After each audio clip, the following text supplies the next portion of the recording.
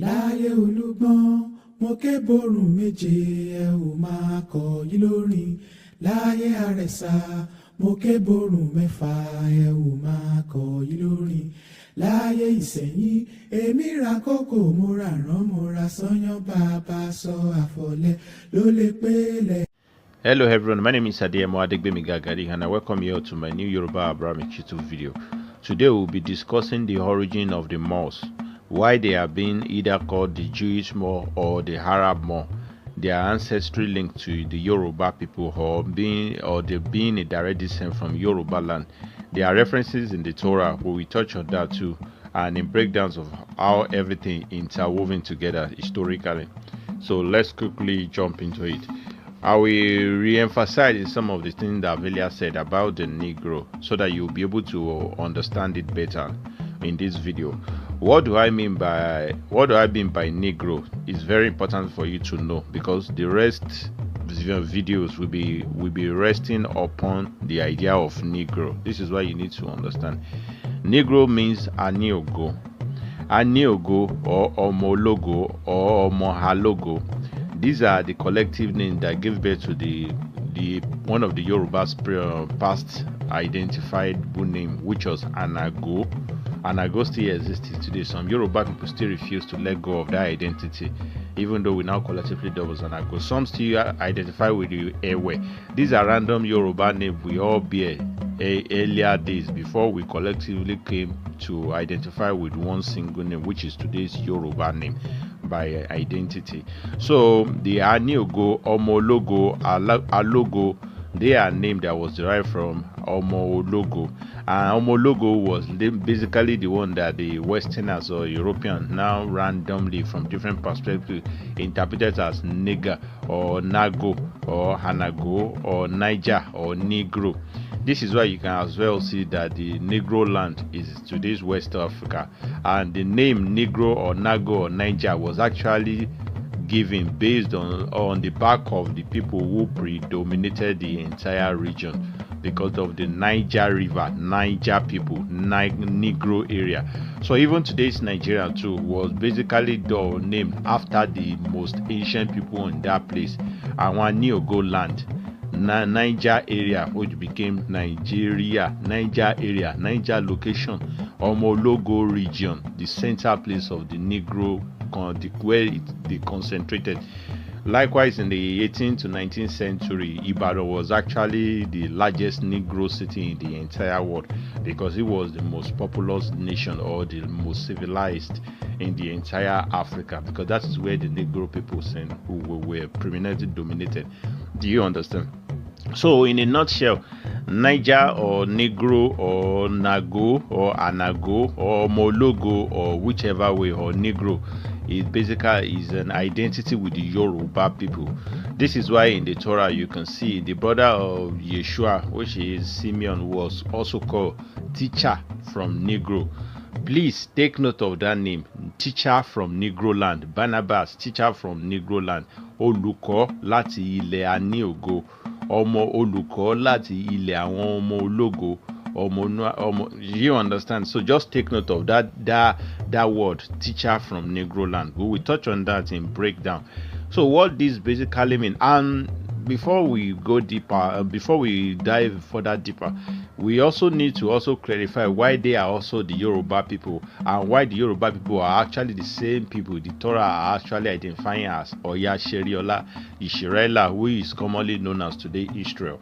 If we go to the Deuteronomy under the cost list of how the Almighty calls the Yoruba people, or the Yoruba people, or how their life will be turned, why things will go from bad to worse for them, should in case they refuse to adhere to the commandment of the Almighty, which he eventually did, because the past or the prophecy in that Torah actually resulted to why the Yoruba people, it was stated in that list that you people shall be enslaved, you people shall be taken by ships to different continent outside Africa. You shall never remember who you are.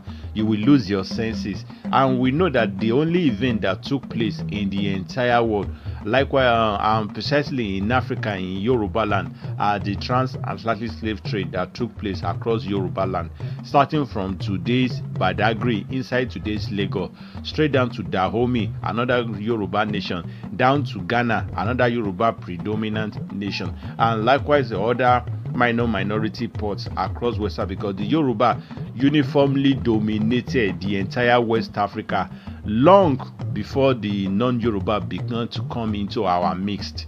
Do you understand? So we are talking about ancient time now, not the modern day, because things has really changed. Even the Caucasian now live in today's Northwest Africa. There are invaders descendants. So things have stopped looking at today's map with the ancient history. So this is why we need a critical thinker, not a random social media surfer. People who can think deeper and try to picture what life was before the modern day map. Do you understand? So what basically happened is that these Yoruba people, they are the one which the Torah actually identify with as the real genuine people of history. So you can actually call them the Ethiopians, the ancient Ethiopians. This is why I think the Bible mentioned Ethiopia about 200 plus times. So they are not referring to the country of modern day Israel. They are actually referring to the ancient Ethiopian, whose some portion of them dwell in West Africa, Yoruba, Omologo, Negro, and some other portions of them dwells in North Africa, Omonuabi, which are the Ijebus, and some of the Ondos. So these are the major people. So whether you call them the Omologo, or you call them Omoluabi, or you call them ancient Ethiopian, or you call them the Jews, you call them whatever, they are all Omokaro or Jiribi in Yoruba land collectively. Do you understand? So that is so we need to first clarify that, so it will give you a clear picture of what I'm about to say next. So where does the idea of Negro come from? I won't be defining Negro from my own from just my own view of it. We will take into some of the accounts that predated the colonial era, because so you will understand that before the entire world books became whiteified, you understand, those who actually saw Africa the way it was, and even though there's still politics there, it's not as much as the way politics is in today's modern day history book against the African people. So what does it actually, in many accounts, many pre-colonial books or accounts from different philosophers or geographers, they all made us understand that Negroes are African people by nature. Moors are African people by nature. Moors are dark people by skin. Moors are Negro by ancestry, and they are basically Yoruba tribe from the same West Africa in ancient time, because they predominated the entire region. And we can as well see in one of the books I was able to come up with, which was written by William Berry, which was published in around 1840, and I think the book was titled Encyclopedia Erudica, Volume 1. I am forgetting the specific page, which defines the Moor as it was describing the Moor's head, and he said the Moor's head is the heraldic term for the head of an African or a black Negro, Omoluabi from Niger, Niger, Omologo, Omoanago, placed in the profile, coupled at the neck and wealth about the neck, and blah blah blah. Do you understand? So you can go and check that book. So I'm not saying it from my own personal opinion. I'm saying it based off the account of many different philosophers, because there are so many accounts. I came about 4 or 2 different accounts that really describe the Yoruba people, the exact way the Yoruba people are, and from their location. Inside the claim, if we break it down, it says the African people are dark skinned. The Negroes specifically are tribes of the Ewe, because Ewe in the Torah is actually addressing the entire, not just today's southwest of Nigerian Yoruba. I mean the Yoruba that dominated from the Dahomey, from the Gadangbe, from the Ewe, from the Aku down to Mauritania. They are all Yoruba descendants who spread across in settlings. Do you understand? So this account is basically referencing to the Ewe people. Ewe, which are the Ife people collectively that dominated West Africa, which were also enslaved according to the Torah, that they are the very people, the ancient people or whatever. So how did it all started? Long after King David, which is Odudua in my previous video, and his Judea families expanded and dominated the entire West Africa. When I say the Judea family comprises of the likes of the Bene, the Shekiri, those people that are actually siblings to Odudua, King David. They are siblings to him. The Benjamin from Baba Kobi. So people like that, they are siblings to Odudua. So they are settling revolts within Odudua kingdom. This is why the Judah's kingdom can also be cited in the 1740 map. The Judah kingdom is within the Ile-Ife axis to Dahomey, where Ile-Ife kingdom basically reaches and beyond. Why is Judah family, Judea lineage, the Edo, the lives within Odudua territory? Do you understand? So when I say Judea family, Judea, because the first Torah to ever be published was the Judea Bible. It's actually about their history. So when I'm saying the Judea family, these are the people who lives within the territory of King David, and these are the people who predominated the entire West Africa long before non-Yoruba started coming to their mix to corrupt their. You will understand that as we go further. So these are the people who are known as the Jews collectively. Because where does the idea of Jews come from? In a breakdown, I think I did mention it in one of my past videos, but let me further break it down in a more expansive way. The Jews are actually, this is how it went down. The Jews are actually a reference to what we know as Ifa divinity, Ifa tradition, Isheshe in Yoruba land. The idea of Jews are basically people from the priest lineage, like the Levite, Onifa, the Levite. Is actually an indication that because this Ifa in the ancient time, basically originated with the Yoruba people, and Ifa was never only just about spiritualism. Ifa contains geography, it contains physics, it contains everything, and we know that this Ifa is actually a piece of two from the Almighty. So the Yorubas had everything within their grasp. They could easily contact the Almighty. You can see it in the Torah. Every prophet had the same oracle, Ifa oracle, to connect with the Almighty in heaven directly to ask questions. So the Ifa, the Odrufa and Co. is basically an umbrella of different attributes of life. When you talk about culture, you will find it in Ifa. When you talk about civilization or technology, ancient and sophisticated technology, you will find it in Ifa. And up to this very day, the phone that you are using to browse, the television you are using to watch TV, everything you are using to computers, they were all taken from Ifa. For those who basically don't know, the Europeans still honor Ifa. They celebrate Ifa technology till today in Germany.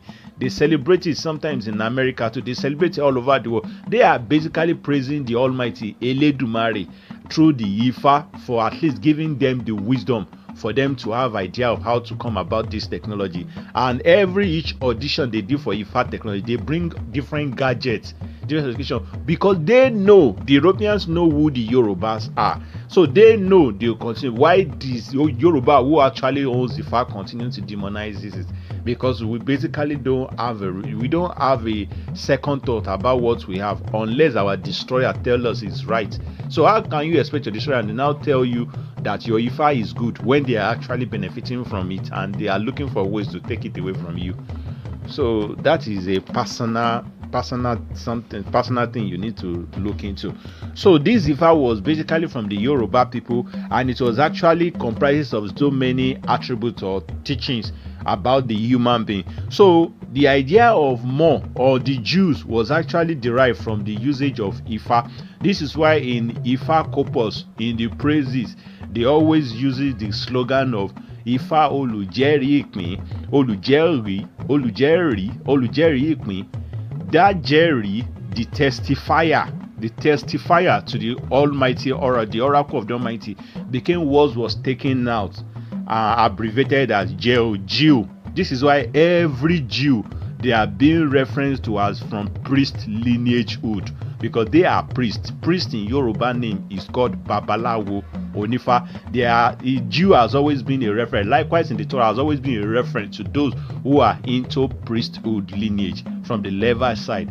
Do you understand? So whenever you hear the idea of Jew, is a reference to the priesthood lineage who focuses their teachings and like mind around, so within the Ifa tradition or the Ifa divinity. So when we now talk about Ifa, this basically means that the idea of Jews as it is. So the Yoruba people that collectively, they are Ifa practitioners. They never had any other spiritualism until religion came. They focuses on the Ifa teaching, and under Ifa teaching, the Yoruba are the splitted group. Like in Yoruba land, those who are Yoruba people will testify to you. There are different groups of Yoruba people who focuses on different side of Ifa, which focus side of speciality when it comes to tradition. There are some who came from the lineage of priesthood. We always dub them as Idile Onifa. There are some who came from the lineage of how would I say, baptism in Torah. We always call it ìdílé àwọn bóyá bí ọmọ omi, àwọn ọ̀ṣungbèmí, stuff like that. The Yoruba can testify to. I don't know how to apply it to the English text. Please make it known below. So these are the Yorubas have a kind of division of labor when it comes to tradition, and among this division of labors among the Yorubas are where the attribute of the mosque came out from, because out of Ifa, the Yoruba now have other groups who are known as Olujogbon, the people of wisdom, or Olumeko, the teachers, or Onimo Are, people who have advanced knowledge of what is happening beyond the black continent or the continent of Africa. So these are like names that was derived from Ifa. So whenever you now hear the idea of Jew more, they are basically saying Ifa traditionalists who have knowledge of the faraway region. Do you understand? Let me break it down. Ifa is the Jew in the general term.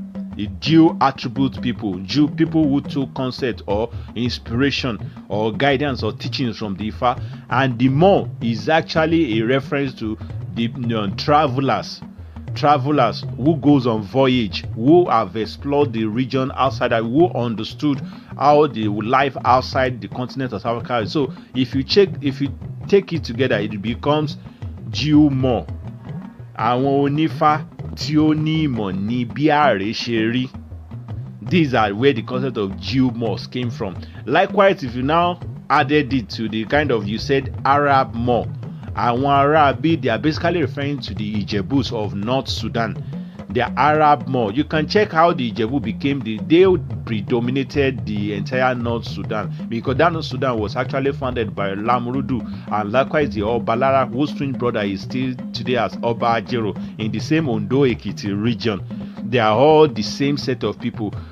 So they are the Arab more or the Jews more. So in between, generally they are either called Omokaro or Jilre natively. So it doesn't matter whether I call the mosque Arab more or Jew more. It basically has nothing to do with religion, because the reason why the reason why I continue to emphasize in this is because for so long, many history regarding mosques online, especially the mosques in Spain, many YouTubers that speaks on it, they always try to make it look as if the mosques that went to Spain to conquer Spain, they are actually Muslim. There are another Jew mosques in America, they are actually Christians. They have nothing to do with religion. More, the identity of more or the Jew or the Arabism has nothing to do with religion. And you can as well see in one of another book I was able to come out with to justify my claim. I think the book is The African Presence in Early Europe. It was written by one Van Fatina or something like that in the year 1985. He stated that the word more has its origin in 46 BC. Let me put it again. The word more has its origin in 46 BC. That 46 BC is an indication that it predated the time of Christianity, let alone the time of Islam. Do you understand? It predated the existence of the establishment of Christianity, because BC is a throwback era before AD and to Dominion, when the Romans started to establish the Christianity, whatever, in the depiction of white people of Rome. So it predated the existence of a religion of Christianity and Islam. So, but today, whenever they want to talk about more, they always try to attribute it to Christianity that came later. So this more, either Jew more or Arab more, they absolutely have nothing to do with religion. And this is why the idea they were able to get from Ifa were what they took outside West Africa to the rest of the continent. This is why the same more, the Yoruba Negro more, are now dubbed as the Olumeko, who founded America. Olumeko in Yoruba means we people of wisdom, people of teachers, people who teaches. They brought the first civilization to the land of America. They founded America more than 3,000 years, even the coming of Columbus. Do you understand? So these are people who founded the area. Likewise, those in Spain as well, they are people who founded. So there are different kind of Moors in those days. And in this book that I just spoke of, the presence of the African presence in early Europe, it further stated that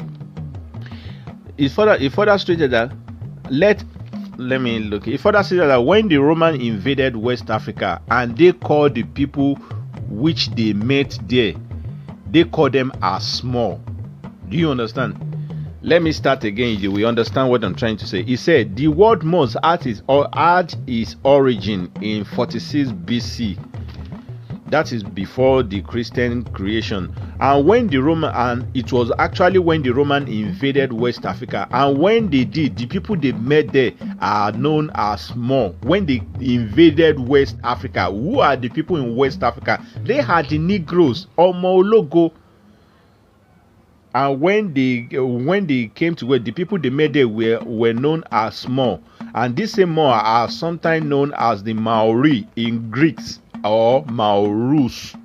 And it is important to point out that the medieval Moors, extremely civilized Yorubas, the medieval Moors who conquered Europe, should not be confused to the modern day Moors, to not be confused to the modern day so-called invaders who are of Caucasian descent that randomly came, the French, so this is, go and check the book. People would like to make research. The name of the book is the African Presence in Early Europe. It was published in the year 1985 by one Van Satina also.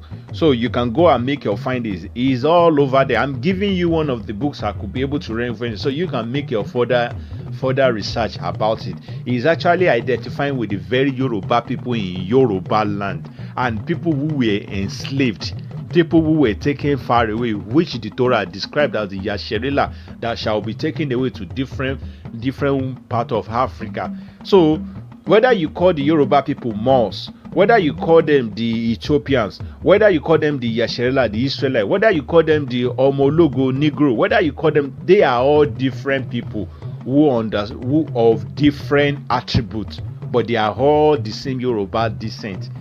Do you understand? So people should stop confusing the idea of morph to something else we don't know of today. As a matter of fact, civilizations, like I keep saying, civilization started from West Africa.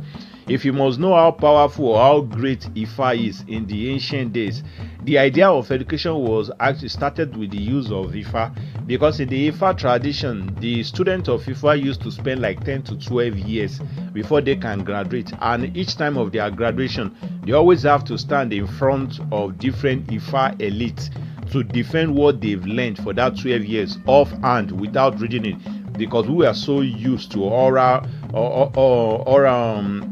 education to put something. This is why the Jebus to who are of Muhammadan, they always put something up head. They don't write it down most times, though it has its disadvantage and advantage. So after graduation, the Ifa elite will now decide maybe this person is fit to be. These are the concepts which the modern day university now uses, now adopted. After graduation, students will now have to defend their projects, be in front of different professors before the person will now certify their education. Do you understand? So this concept was basically from Ifa, and from Ifa it extended to the land of the Timbuktu.